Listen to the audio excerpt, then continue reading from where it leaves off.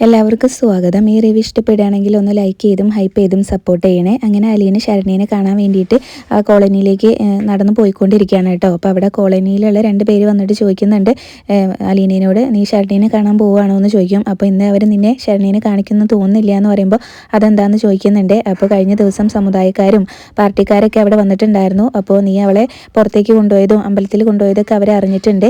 അതുകൊണ്ട് തന്നെ അവർക്കത് ഇഷ്ടപ്പെട്ടിട്ടില്ല. അതുകൊണ്ട് ശരണ്യനെ കാണാൻ അവരെ അനുവദിക്കുന്നു തോന്നുന്നില്ല എന്ന് പറയുമ്പോൾ ഞാൻ ശരണ്യയ്ക്ക് വേണ്ടിയിട്ടാണ് വന്നത്, അല്ലാതെ എനിക്ക് വേണ്ടിയിട്ടൊന്നും അല്ല എന്ന് പറയുമ്പോൾ എന്തായാലും ചെന്ന് നോക്ക്, പ്രശ്നമാവുന്ന തോന്നുന്നതെന്ന് പറഞ്ഞിട്ട് അവരവിടെ നിന്ന് അങ്ങ് പോവേ. അപ്പോൾ അലീന പോകുന്ന വഴിയിൽ ആ പാലൊക്കെ കടന്നിട്ട് വേണമല്ലോ പോവാൻ. അപ്പോൾ ആ പാലത്തിൽ കയറുമ്പോൾ തന്നെ മനുവിനെ വിളിക്കുന്നുണ്ടായിരുന്നേ. മനു കോൾ എടുക്കുമ്പോൾ അലീന പറയുന്നുണ്ടായിരുന്നു, മനുവേട്ടനെ എന്നോട് പറഞ്ഞിട്ടില്ലായിരുന്നോ കോളനിയിലേക്ക് പോകുമ്പോൾ ഒന്ന് വിളിച്ചറിയിക്കണമെന്ന്, അപ്പോൾ ഞാൻ അങ്ങോട്ട് പോയിക്കൊണ്ടിരിക്കുകയാണ് എന്നിങ്ങനെ പറയുകയാണ് കേട്ടോ. അപ്പോൾ മനുവും ചോദിക്കുന്നുണ്ട്, ഇന്ന് അങ്ങോട്ടേക്ക് പോകുന്നതിന് വേറെ വല്ല ഉദ്ദേശം ഉണ്ടോ എന്ന് ചോദിക്കുന്നുണ്ട്. അപ്പോൾ അലീന പറയും, എനിക്കൊരു ഉദ്ദേശവും ഇല്ല എന്ന് പറയും. പിന്നെ അച്ഛനും കൂടെ നിർബന്ധിച്ചിട്ടാണ് ഞാൻ ഇന്ന് തന്നെ പോകാമെന്ന് വെച്ചതെന്ന് പറയുമ്പോൾ അങ്കിൾ എന്താ പറഞ്ഞതെന്ന് ചോദിക്കുന്നുണ്ട്. അപ്പോൾ രോഹിത് നിരപരാധിയാണല്ലോ, അപ്പോൾ ആ കാര്യമൊക്കെ അലീനയോട് ശരണ്യനോട് സംസാരിക്കാൻ പറഞ്ഞിട്ടുണ്ടായിരുന്നല്ലോ. അപ്പോൾ അതൊന്നും ഞാൻ സംസാരിക്കില്ല. ഞാൻ അങ്ങോട്ടേക്ക് പോകുന്നത് അവളെ ഒന്ന് അമ്പലത്തിൽ കൊണ്ടുപോകണം, പുറത്ത് കൊണ്ടുപോകണം. അപ്പോൾ അതിനൊക്കെ വേണ്ടിയിട്ടാണ്, കുറച്ചുകൂടെ ധൈര്യം കൊടുക്കണം, അതിനൊക്കെ വേണ്ടിയിട്ടാണ്. അല്ലാതെ അച്ഛൻ പറഞ്ഞ കാര്യങ്ങളൊന്നും ഞാൻ അവളോട് സംസാരിക്കില്ല. അങ്ങനെ ഞാൻ അവളോട് പറഞ്ഞിട്ടുണ്ടെങ്കിലും അവൾ എന്നെ തെറ്റിദ്ധരിക്കില്ലേ. ഇതുവരെ ഞാൻ അവളുടെ കൂടെ നിന്നതും എല്ലാം സ്നേഹം കാണിച്ചതും എല്ലാം ഇതിന് വേണ്ടിയിട്ടാണെന്ന് അവൾ തെറ്റിദ്ധരിക്കില്ലേ. അതുകൊണ്ട് ഞാൻ അതൊന്നും സംസാരിക്കില്ല, അവൾക്ക് വേണ്ട ധൈര്യമൊക്കെ കൊടുക്കും എന്നാണ് കേട്ടോ പറയുന്നത്. അപ്പോൾ മനു ആണെങ്കിലും പറയുന്നുണ്ടായിരുന്നു, നിൻ്റെ ഇഷ്ടം പോലെ ചെയ്തോ, പക്ഷേ നീ ഒരു കാര്യം ഓർക്കണം, നിൻ്റെ ഒരു വാക്കുകൊണ്ട് ചിലപ്പോൾ നിൻ്റെ കൂടപ്പിറപ്പിൻ്റെ ജീവിതം തന്നെ ആയിരിക്കും രക്ഷപ്പെടാൻ പോകുന്നതെന്ന് പറയുന്നുണ്ട്. അപ്പോഴും അലീന പറയുന്നത്, അതൊന്നും പറയില്ല, ഞാൻ ശരണ്യയ്ക്ക് വേണ്ട ധൈര്യം കൊടുക്കും, എന്നിട്ട് അവളെ വെച്ച് ചെയ്യട്ടെ എന്നാട്ടോ പറയുന്നത്. അപ്പോൾ 2 പേര് അലീനയോട് പറഞ്ഞിട്ടുണ്ടായിരുന്നല്ലോ ഇന്ന് ശരണ്യനെ കാണാൻ സമ്മതിക്കില്ല അങ്ങോട്ട് ചെന്നിട്ടുണ്ടെന്നുണ്ടെങ്കിൽ. അപ്പോൾ ആ കാര്യം മനുവിനോട് പറയുന്നുണ്ട്. അപ്പം മനു ചോദിക്കുന്നുണ്ട്, അങ്ങനെയാണെങ്കിൽ നീ അവിടെ ചെന്നാൽ പ്രശ്നമാവില്ലേന്ന്. അപ്പോൾ എന്തായാലും ഞാനൊന്ന് പോയി നോക്കട്ടെ എന്ന് പറയൂട്ടോ അലീന. അപ്പം മനു പറയുന്നുണ്ട്, തിരിച്ചു വരുമ്പോൾ വിളിക്കണേ, ഞാൻ നിൻ്റെ കോളിന് വെയിറ്റ് ചെയ്യുന്നു. അത് കഴിഞ്ഞ് പിന്നീട് ഗോപനെ ആരോ ഫോണിൽ വിളിച്ച് അറിയിച്ചിട്ടുണ്ട് കേട്ടോ അലീന അങ്ങോട്ടേക്ക് വരുന്നുണ്ടെന്ന്. അതറിഞ്ഞു കഴിഞ്ഞ ഉടനെ തന്നെ ശരണ്യയുടെ അച്ഛനെ വിളിച്ച് പറയുന്നുണ്ട് കേട്ടോ അവൾ ഇങ്ങോട്ടേക്ക് വരുന്നുണ്ടെന്ന്. അപ്പോൾ അച്ഛനും പറയും അവൾ ഇങ്ങോട്ട് വരട്ടെ എന്ന്. പിന്നീട് അവിടെ 2 പേര് വന്നിട്ട് ഇങ്ങനെ പറയുന്നുണ്ട്, അലീന ഇങ്ങോട്ടേക്ക് വരുന്നുണ്ട്, അപ്പോൾ ഇനി ആരെങ്കിലും വിളിക്കണം, മെമ്പർ അവിടെ ഉണ്ടോ എന്ന് പോയി നോക്കട്ടെ എന്നൊക്കെ പറയുമ്പോൾ ഗോപനും അവരെയൊക്കെ വിളിച്ചുകൊണ്ടിരാൻ പറയുന്നുണ്ട്. അപ്പോൾ ഓമനക്കുട്ടനെയും പറഞ്ഞയച്ചിട്ടുണ്ട് കേട്ടോ അലീന എവിടെ എത്തിയെന്ന് നോക്കാൻ വേണ്ടിയിട്ട്. അപ്പോൾ ഓമനക്കുട്ടനും ഓടി വന്ന് പറയുന്നുണ്ട് അവൾ ഇങ്ങോട്ടേക്ക് തന്നെയാണ് വരുന്നതെന്ന്. അപ്പോൾ ശരണ്യയുടെ അമ്മ ഇതെല്ലാം കണ്ടിട്ട് അങ്ങോട്ട് വന്നിട്ട് ദേഷ്യപ്പെട്ട് പറയുന്നുണ്ടായിരുന്നു, ആ പെങ്കൊച്ച് ഇങ്ങോട്ടേക്ക് വരുന്നത് ഇങ്ങനെ നമ്മളെ ആക്രമിക്കാനാണെന്ന പോലെയാണല്ലോ നിങ്ങളുടെ എല്ലാം പെരുമാറ്റം, അവളെന്താ ബോംബ് കൊണ്ടാണ് വരുന്നത്, ശരണ്യനെ കണ്ട് സംസാരിച്ചു എന്ന് വെച്ചിട്ട് ഇപ്പോൾ ഇവിടെ എന്താ നടക്കുക, അവൾ എന്താ ശരണ്യ എന്താ മൊഴി മാറ്റി പറയുമോ എന്നൊക്കെ ചോദിക്കുമ്പോൾ ഗോപൻ അതങ്ങ് ഇഷ്ടപ്പെടുന്നില്ലേ. ഗോപൻ പറയുന്നുണ്ട്, അമ്മ ഇതിൽ ഇടപെടേണ്ട, ഞങ്ങൾ നോക്കിക്കോളാം എന്നിട്ട്. അപ്പോഴേക്കും അലീന അങ്ങോട്ടേക്ക് വരും. അപ്പോൾ എല്ലാവരും മുറ്റത്ത് നിൽക്കുന്നത് കാണുമ്പോൾ തന്നെ അലീന ചോദിക്കുന്നുണ്ട്, എന്താ എല്ലാവരും എന്നെ പ്രതീക്ഷിച്ച് നിൽക്കുകയായിരുന്നോ എന്ന് ചോദിക്കും കേട്ടോ. അപ്പോൾ അതുപോലെ തന്നെ അലീന പറയുന്നുണ്ടായിരുന്നു, ഞാൻ ശരണ്യനെ കണ്ട് സംസാരിക്കാൻ വന്നാണെന്ന് പറയുമ്പോൾ ഗോപൻ തടയും കേട്ടോ. നീ ഇന്ന് ശരണ്യനെ കാണണ്ടെന്ന് പറയും. അപ്പോൾ അതെന്താ ഗോപാന്ന് ചോദിക്കുന്നുണ്ട്. ഞാൻ ഒന്നിനും വേണ്ടിയിട്ടല്ല വന്നത്, അവളെ ജീവിതത്തിലേക്ക് തിരിച്ചു കൊണ്ടുവരാൻ വേണ്ടിയിട്ടാണ്, അല്ലാതെ ഞാൻ ഒന്നും അവളോട് ആവശ്യപ്പെട്ടിട്ടില്ലല്ലോ, എനിക്ക് അവളെ ഒന്ന് കണ്ടാൽ മാത്രം മതി, ഞാൻ അവളോട് ഒന്നും സംസാരിക്കുക പോലും ഇല്ല എന്നൊക്കെ പറയുന്നുണ്ട്. അപ്പോൾ ശരണ്യ റൂമിലിരുന്നിട്ട് ഇത് കേൾക്കുന്നുണ്ട് കേട്ടോ. അപ്പോൾ ഗോപൻ സമ്മതിക്കുന്നില്ല, ഞാൻ എന്തായാലും അങ്ങനെ അവളെ ജീവിതത്തിലേക്ക് തിരിച്ചു കൊണ്ടുവരാനല്ലേ വന്നതെന്ന് പറയുമ്പോൾ മതി, കൊണ്ടുവന്നിടത്തോളം മതി, നീ അധികം അങ്ങനെ തിരിക്കേണ്ടെന്ന് പറയട്ടോ. അപ്പോഴേക്കും പിന്നീട് അവിടെ മെമ്പറോ ആരാണ്ടൊക്കെ വരുന്നുണ്ട് കേട്ടോ. എന്താ അവിടെ പ്രശ്നമെന്ന് നോക്കിയോ അവർ വന്നിട്ട്. അപ്പോൾ അലീന പറയുന്നുണ്ടായിരുന്നു, ഞാൻ ശരണ്യനെ കാണാൻ വന്നതാണെന്ന്. അപ്പോൾ അവർ ചോദിക്കുകയാണ്, നീ ഇങ്ങനെ ആ സ്വർണ്ണക്കടക്കാരൻ്റെ വീട്ടിൽ വിലയ്ക്ക് നിൽക്കുന്ന പെണ്ണല്ലേ എന്ന് ചോദിക്കൂട്ടോ. അപ്പോൾ അതേന്ന് പറയുന്നുണ്ട്, നിനക്ക് എന്താ ഇവിടെ കാര്യം എന്ന് നോക്കിയോട്ടോ. അപ്പോൾ അലീന പറയും, ശരണ്യനെ കണ്ട് സംസാരിക്കാൻ വന്നതാണ്, അല്ലാതെ എനിക്കൊന്നും വേണ്ടാന്ന് പറയൂട്ടോ. അപ്പോൾ ശരണ്യ നീയായിട്ട് എന്താ ബന്ധം എന്നൊക്കെ ചോദിക്കുന്നുണ്ട് അവർ. അപ്പോൾ അലീനയാണല്ലോ ശരണ്യെ തളർന്ന് കിടന്നപ്പോൾ അവളെ ഇങ്ങനെ പിടിച്ചെഴുന്നേൽപ്പിച്ചതും പുറത്തേക്ക് കൊണ്ടുപോയതൊക്കെ. അപ്പോൾ ആ കാര്യങ്ങളൊക്കെ അലീന പറയുന്നുണ്ടായിരുന്നേ. അപ്പോൾ അവർക്കും അതിഷ്ടപ്പെടുന്നില്ല. അപ്പോൾ നീ ചെയ്തെടുത്തോളം മതി, ഇനി കൂടുതൽ സഹായമൊന്നും നിൻ്റേത് ഇവിടെ വേണ്ട, നിൻ്റെ ഉദ്ദേശം എന്താണെന്നൊക്കെ ഞങ്ങൾക്ക് നന്നായിട്ട് അറിയാം, നീ പ്രതികളുടെ ഏജൻ്റ് അല്ലേ എന്നൊക്കെയാണ് കേട്ടോ അലീനയോട് അവർ പറയുന്നത്.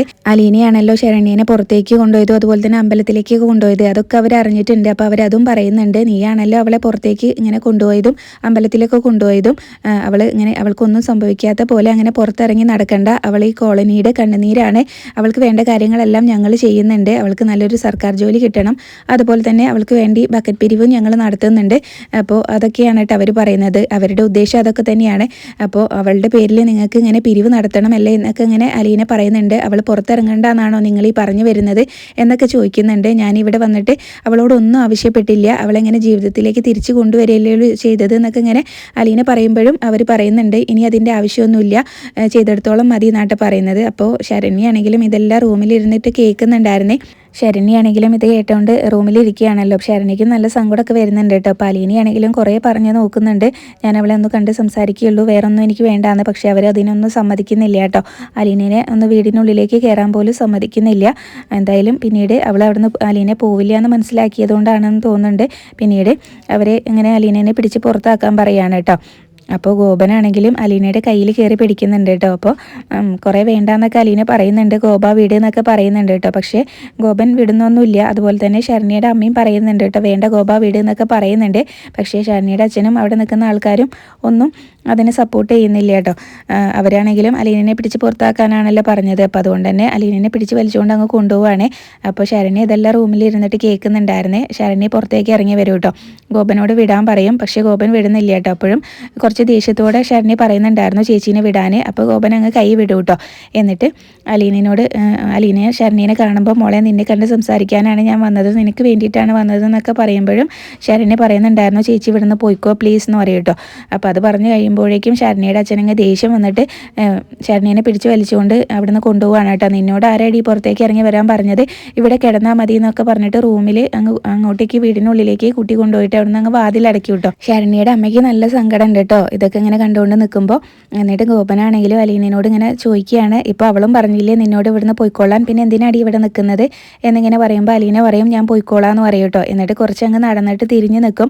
നിങ്ങളുടെ എല്ലാവരുടെയും ഉദ്ദേശം എന്താണെന്നൊക്കെ എനിക്ക് നന്നായിട്ട് മനസ്സിലായി, അവളിങ്ങനെ പുറത്തേക്ക് ഇറങ്ങരുത്, അവൾക്ക് ഇനി ഒരു സന്തോഷവും വേണ്ട, അതല്ലേ നിങ്ങളുടെ ഉദ്ദേശം, ഇനിയിപ്പോൾ അവളെ ഒരു രക്തസാക്ഷിയാക്കാൻ പറ്റുമായിരുന്നെങ്കിൽ നിങ്ങൾ അതും ചെയ്തേനെ എന്നൊക്കെ ഇങ്ങനെ പറയൂ കേട്ടോ.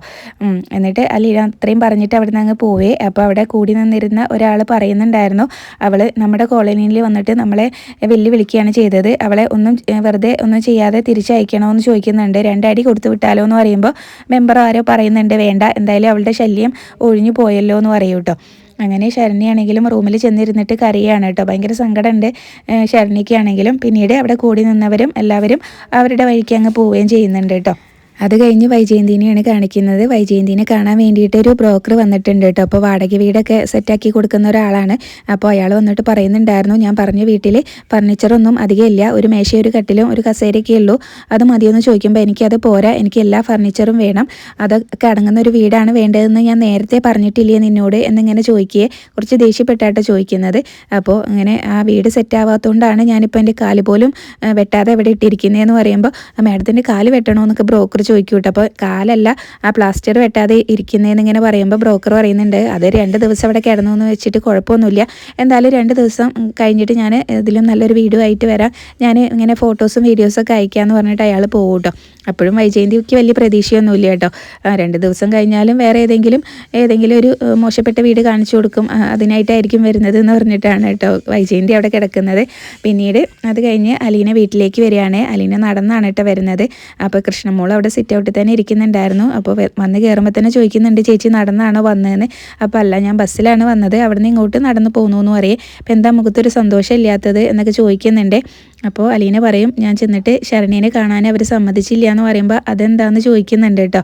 അതെന്താണെന്ന് അറിയില്ല, എന്തായാലും അവരെന്നെ ശരണ്യനെ കാണാൻ സമ്മതിച്ചില്ല എന്ന് പറയും. അപ്പോൾ അച്ഛനെ ഇവിടെ മോളെ നോക്കിയപ്പോൾ അച്ഛനെ അവിടെ TV കണ്ടുകൊണ്ടിരിക്കുകയാണ്, ചേച്ചീനെ വെയിറ്റ് ചെയ്യുകയാണെന്നും പറയുന്നുണ്ട്. അപ്പോൾ അലീന അച്ഛനൊന്ന് കാണട്ടെ എന്ന് പറഞ്ഞിട്ട് അവിടുന്ന് അകത്തേക്ക് കയറും. അപ്പോൾ ബാലേന്ദ്രനാണെങ്കിലും TV കണ്ട് മടുത്തിട്ടാണെന്ന് തോന്നുന്നുണ്ട്, മുകളിലേക്ക് കയറാൻ തുടങ്ങുമായിരുന്നു കേട്ടോ. അപ്പോഴാണ് അലീന അച്ഛാന്ന് വിളിക്കുന്നത്. അപ്പോൾ തിരിച്ച് ഇറങ്ങി വരും കേട്ടോ. നീ പോയിട്ട് ഇത്ര പെട്ടെന്ന് വന്നോ എന്ന് ചോദിക്കുന്നുണ്ട്. അപ്പോൾ എന്തായി മോളെ കാര്യങ്ങൾ പോയിട്ട് നോക്കുമ്പോൾ അലീന പറയുന്നുണ്ട് അവിടെ ചെന്നപ്പോൾ നടന്ന കാര്യങ്ങളൊക്കെ കേട്ടോ.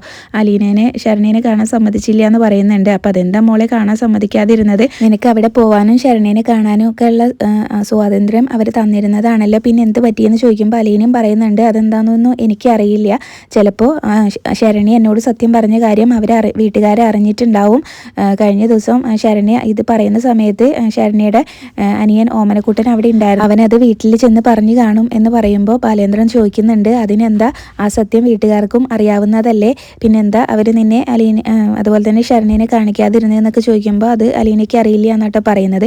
ഇനിയിപ്പോൾ അവർക്ക് എന്താ വേണ്ടത്? ഒരു തെറ്റും ചെയ്യാത്ത ഒരു നിരപരാധി ചെറുപ്പക്കാരനെ എങ്ങനെ ശിക്ഷിക്കുകയാണോ വേണ്ടത്? എൻ്റെ മകൻ്റെ ചോരയാണോ അവർക്ക് വേണ്ടത് എന്നൊക്കെ ഇങ്ങനെ ചോദിച്ച് ഭയങ്കര സങ്കടപ്പെടുകയാണ് കേട്ടോ ബാലചന്ദ്രനാണെങ്കിലും.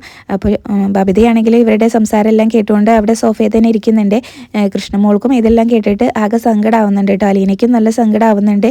അപ്പോൾ ഇത്രയും കാണിച്ചുകൊണ്ടാണ് ഇന്നത്തെ എപ്പിസോഡ് അവസാനിച്ചിട്ടുള്ളത്. പിന്നീട് പ്രമോ കാണിക്കുന്നുണ്ടായിരുന്നു. പാലാ DYSP ആയിട്ട് ഇങ്ങനെ സംസാരിക്കുന്നുണ്ട് കേട്ടോ. ശരണ്യയുടെ അച്ഛനും അതുപോലെ തന്നെ സമുദായക്കാരിൽ ആരൊക്കെയോ 2 പേരും കൂടെ സംസാരിക്കുന്നുണ്ടായിരുന്നു. അപ്പോൾ DYSP അവരോട് ശരണ്യയുടെ അച്ഛനോട് ഇങ്ങനെ പറയുന്നുണ്ടായിരുന്നു, നിങ്ങളുടെ മകളുടെ വായിൽ നിന്ന് അറിയാതെ ഒരു സത്യം പുറത്തു പോയി, അതിൻ്റെ അല്ലേ ഈ കാണിച്ചു കൂട്ടുന്നത് എന്ന് ചോദിക്കുന്നുണ്ട് കേട്ടോ. അപ്പം നിങ്ങൾക്ക് ഒരു തെറ്റും ചെയ്യാത്ത ഒരു നിരപരാധിയായ ഒരു ചെറുപ്പക്കാരനെ കൂടെ കുരിശിലേറ്റണോ എന്ന് ആയിക്കോട്ടെ എന്നൊക്കെ പറഞ്ഞ് അദ്ദേഹം ദേഷ്യപ്പെടുന്നൊക്കെ കാണിക്കുന്നുണ്ട് കേട്ടോ. പിന്നീട് അലീനയ്ക്കും ബാലേന്ദ്രനും ഒക്കെ ഭയങ്കര സങ്കടം തന്നെയാണ്. അതുപോലെ തന്നെ ശരണ്യനെ കാണാനൊന്നും അവർ സമ്മതിച്ചില്ലല്ലോ. അലീനയ്ക്ക് പറയാനുള്ളത് പോലും പറയാനൊന്നും അവർ അനുവദിക്കാത്തതുകൊണ്ട് തന്നെ ഭയങ്കര സങ്കടമാണ് കേട്ടോ. അപ്പോൾ ഇത്രയൊക്കെയാണ് പ്രമോലും കാണിച്ചിട്ടുണ്ടായിരുന്നത്. റിവ്യൂ ഇഷ്ടപ്പെട്ടെങ്കിൽ ചാനൽ ഒന്ന് സബ്സ്ക്രൈബ് ചെയ്ത് സപ്പോർട്ട് ചെയ്യണേ. താങ്ക്